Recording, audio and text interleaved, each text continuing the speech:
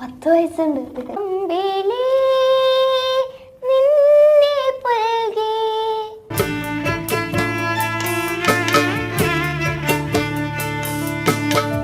പോയി അവളിനെ ഇങ്ങോട്ട് പറഞ്ഞ എനിക്ക് പഠിക്കണം. സ്ട്രിങ്സ് ആദ്യമായിട്ട് വായിച്ചപ്പോ കൈക്ക് വേദന വല്ലതും ഉണ്ടായിരുന്നു? കൈ പൊട്ടി. എങ്ങനെ നീ ഇപ്പൊ പോകണ്ട എന്ന് ഞാൻ പറഞ്ഞാ പോവോ? രക്തം പൊട്ടി ഒലിക്കുന്നൊക്കെ പറയും. അതാണ് അമ്മയ്ക്ക് പറ്റാവുന്ന 6 മാസം പഠിക്കാൻ പോയി നടന്നില്ല.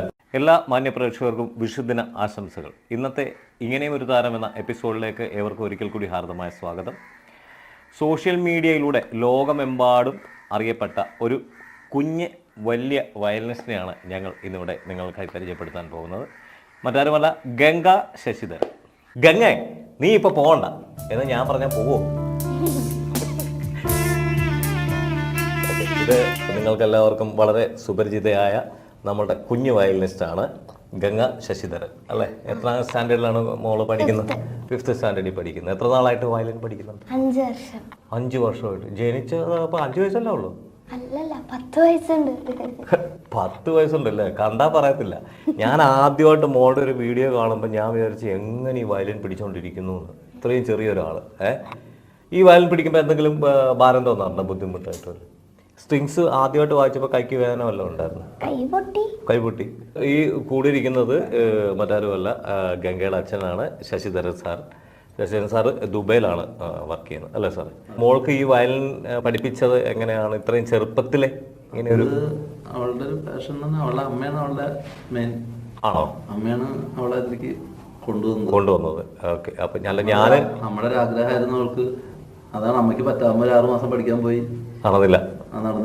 അതിനെ അത് അവളിലേക്ക് കയറി. ഞാനിത് ചോദിക്കാൻ കാര്യം എന്താ പറയാ, അങ്കിളും കുറച്ചാൾ വയലിൻ പഠിക്കാൻ പോയി. വയലിൻ പഠിക്കാൻ പോയിട്ട് ഇതിങ്ങനെ തെറ്റിപ്പോയിട്ട് വായിക്കാൻ പറ്റാതായി.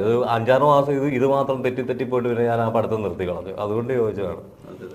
ഇപ്പം ശരിക്കും പറയാം എല്ലാ ക്ലാസിക്കൽ എല്ലാം വായിക്കുമല്ലോ അല്ലേ? എല്ലാം വായിക്കും. പിന്നെ സിനിമാ ഗാനങ്ങളൊക്കെ വായിക്കും? കുറച്ച്. ഏതാണ് സിനിമാ ഗാനങ്ങളിൽ ഏറ്റവും ഇഷ്ടപ്പെട്ടത് ഏതാണ്? അങ്ങനെ. എന്നാൽ ഇപ്പൊ സ്റ്റേജുകളിൽ വായിക്കുന്ന ഫെമിലിയർ ആയിട്ടുള്ള ഒരു പാട്ട് ഏതാ? തേടി വരും കണ്ണുകളിൽ അല്ലേ? ഭക്തി. പിന്നെ ഞാൻ വേറൊരെണ്ണം കേട്ട ഏതായിരുന്നു ഞാൻ ഓർക്കുന്നില്ല. ഇപ്പൊ ഇന്നലെ മിനിഞ്ഞാന്ന് ഞാൻ കണ്ടിരുന്നു. മേരിഡോളല്ല. ശരിക്കും പറഞ്ഞു കഴിഞ്ഞാല് അമ്മയാണ് പ്രചോദനം. അമ്മയ്ക്ക് വയലിൻ പഠിക്കാൻ പറ്റിയില്ല, അതിന് നമ്മൾ പകരം വീട്ടിയല്ലേ. സാറിന്റെ പേര്? CS അനൂപ്. അനൂപ് സാറ് എങ്ങനെയുണ്ട്? നല്ലവണ്ണം കാര്യങ്ങളൊക്കെ നന്നായിട്ട് പറഞ്ഞുതരാം. അതുകൊണ്ടാണല്ലോ അല്ലേ ഇങ്ങനെ ആയത്. ഈ പഠിക്കുന്ന സമയം എപ്പോഴാണ്? എത്ര മണിക്കൂർ പ്രാക്ടീസ് ചെയ്യും പഠിക്കുന്നതെന്നൊന്ന് പറയാമോ? ഇപ്പൊ കുറച്ച് കാലായിട്ട് കുറച്ച് കുറവാ. മുന്നേ 5:30 നീച്ചിട്ട് 7 മണി വരെ വായിക്കും.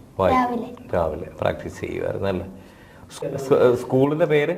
AUPS അയിരൂർ. അവിടെ മലപ്പുറം അയിരൂർ അല്ലേ? ഓക്കെ. ടീച്ചേഴ്സൊക്കെ എന്താണ് അഭിപ്രായം? അടിപൊളി അഭിപ്രായം. ഫ്രണ്ട്സ്? എല്ലാരും നല്ല സപ്പോർട്ടാണ്. എടുത്തു കൊടുക്കും അല്ലേ? ഇപ്പൊ ഈ പുറത്തൊക്കെ പോകുന്ന എല്ലാരും തിരിച്ചറിയുന്നുണ്ടല്ലേ ഭയങ്കരമായിട്ട്? ഇല്ല, തിരിച്ചറിയും അല്ലേ? ഓക്കെ. ഈ അഭിനയിക്കാൻ താല്പര്യമുണ്ടോ? നീ കണ്ടപ്പോഴാ തോന്നി. ഏത് വേഷം അഭിനയിക്കാനാണ് താല്പര്യം? മറ്റേ ശോഭന ഇത് ഗംഗ അതാണോ?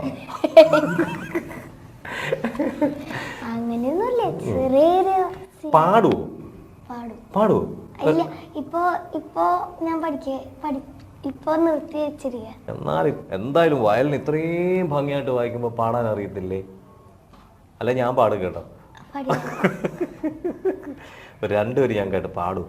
2 വരി പാടിയാൽ നമ്മുടെ പ്രേക്ഷകർക്ക് വേണ്ടിയില്ലേ രസമായിരുന്നു. മലർക്കൊടി പോലെ വന്നക്കൊടി പോലെ മയങ്ങൂ നീയൻ മടിമേലേ.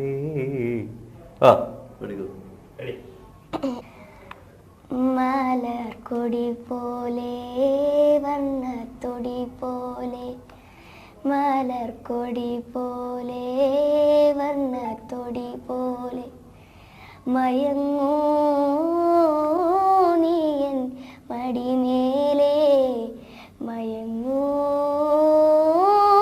നീയൻ മടിമേലേ അമ്പിളി നിന്നെ പുൽകി അമ്പരം തൂകി ഞാൻ മേഘമായി അമ്പിളി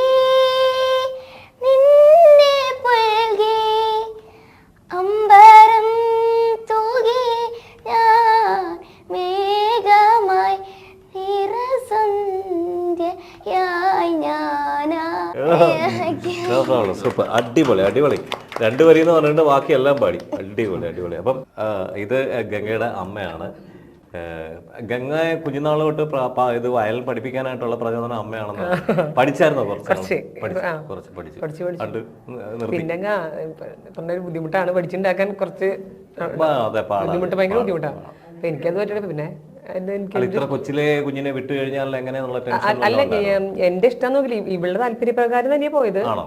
പിന്നെ എന്റെ ഒരു ഇത് കൂടി അങ്ങനെ പോയി. അവളിനെ ഇങ്ങോട്ട് പറഞ്ഞ എനിക്ക് പഠിക്കണം എന്നിട്ട് അങ്ങനെ പോയതാണ്.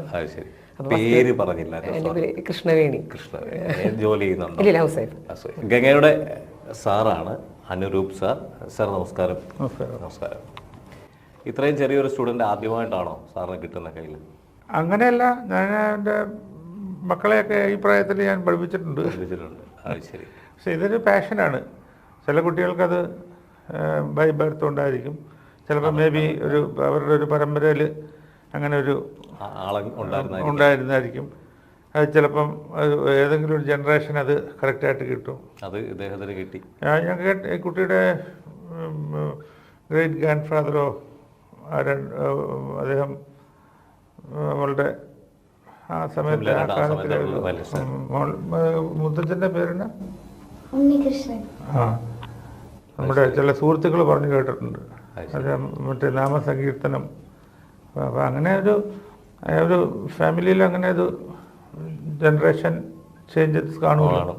അതുകൊണ്ട് അതുകൂടെ അങ്ങനെ പറഞ്ഞു കഴിഞ്ഞാൽ പുള്ളിക്ക് ഇഷ്ടപ്പെടത്തില്ല. നല്ല ഹാർഡ് വർക്ക് ചെയ്യുന്ന ഒരു ട്രെൻഡാണ് എപ്പോഴും. പിന്നെ ഒരു സ്റ്റേജിൽ സ്റ്റേജിൽ വായിച്ച് പഠിച്ചിട്ട് പോയി കഴിഞ്ഞാൽ അന്ന് തന്നെ ആള് പ്രിപ്പയർ ചെയ്തിട്ട് വാട്സപ്പിലൊക്കെ സാറേ ഇത് ശരിയാണോ ഇങ്ങനെയാണോ വായിക്കേണ്ടത്. അതുകൊണ്ട് അങ്ങനെ ഒരു ടേസ്റ്റിൽ വന്നുകൊണ്ട് ഇപ്പം പെട്ടെന്ന് ക്യാച്ച് ചെയ്യും എന്ത് പറഞ്ഞു കൊടുത്താലും.